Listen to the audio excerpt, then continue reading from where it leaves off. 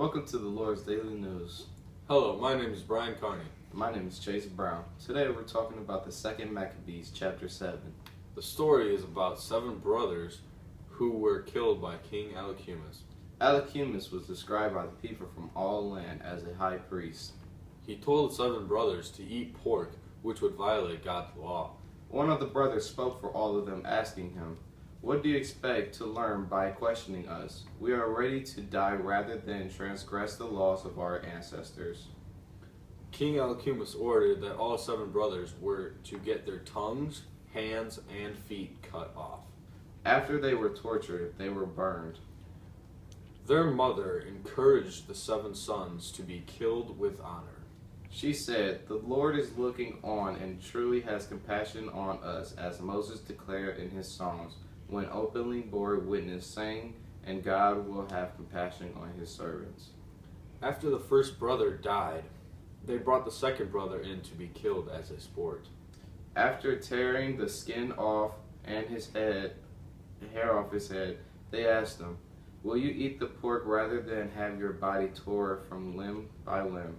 Answering the language of his ancestors, he said, "Never." So he suffered the same torture as his brother. With his last breath he said, "You accursed fiend, you are depriving us of this life. But the King of the universe will raise us up to live again forever, because we are dying for his laws." After the death of the second son, the third brother was cruelly killed as a sport. He put forth his tongue at once when told to do so, and bravely spoke these noble words. "It was from heaven that I received these. For the sake of his laws I disregarded them. From I hope to receive them again." The kings and his nobles were surprised that the man could regard his sufferings as nothing. After he had passed, they tortured and maltreated the 4th brother in the same way. He said to the king, "Mortal though you are, you have power over human beings, so you do what you please. But do not think that our nation is forsaken by God. Only wait, and you will see how great power will torment you and your descendants." They then took the 6th brother and did the same things to him. Before he died, he said, "We suffer these things on our own account, because we have sinned against our God. That is why such shocking things have happened. Do not think, then, that you will go unpunished for having dared to fight against God." The mother watched all her sons be tortured and killed. She talked to them in a different language so the king and his soldiers would not understand her. She said, "Since it is the creator of the universe who shaped the beginning of humankind and brought about the origin of everything, he, in his mercy, will give you back both breath and life, because you now disregard yourselves for the sake of his law." For the last brother, he decided to take a different route. The king said he would make him rich and happy if he disobeyed his ancestors' laws. After the brother paid no attention to what the king said, the king urged the mother to persuade her son to accept his deal. The mother said to the son, "I beg you, child, to look at the heavens and the earth and see all that is in them. Then you will know that God did not make them out of existing things. In the same way, mankind came to exist." She was telling her son to stay true with God and stick to Moses' sacred laws.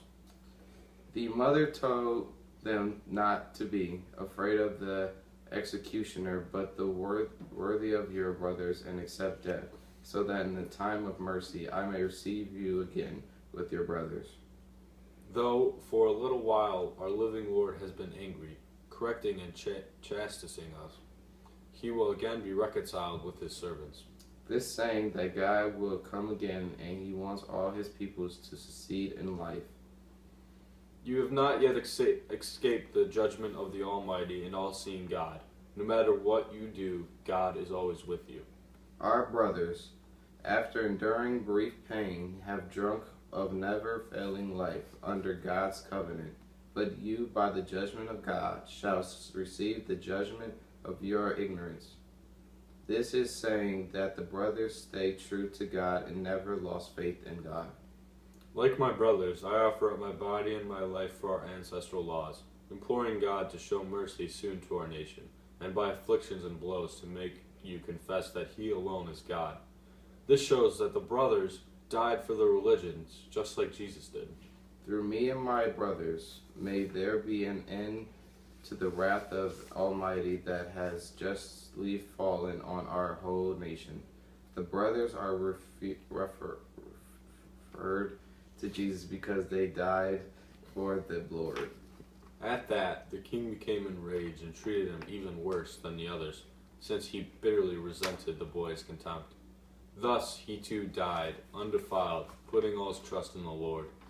Last of all, after her sons, the mother was then put to death.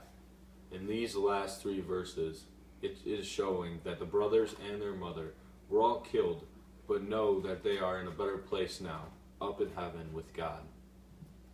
Last of all, the spiritual sense is allegorical. The reason that it is allegorical is because the sons and their mother died in order to follow God's sacred laws, just like Jesus did. The king and his soldiers were like the high priests in the crowd that wanted Jesus to be crucified. And the seven brothers represented Jesus dying for God's will. And the mother of the 7 brothers represented Mary having to watch her son, Jesus, die on the cross. And that's it for your Lord's Daily News.